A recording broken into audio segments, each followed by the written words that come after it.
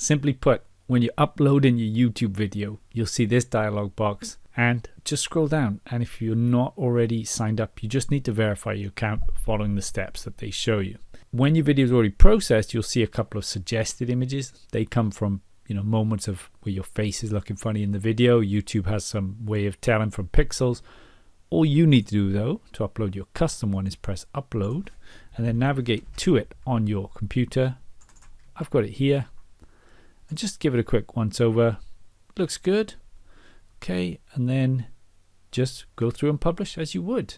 Alright, I'll come back and optimize this a bit later. And what you can do also, you can add them to other videos that haven't got them simply by, when you're in the videos area of your channel, just press details, click that pencil icon, and you get the same thing again. So you can add them later on. You can also change them if you don't think they're working that well.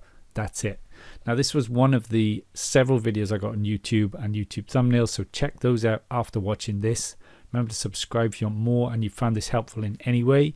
Give us a like, leave any comments with questions you have, and I'll see you in another video soon. Thanks for watching. Best of luck on your digital journey.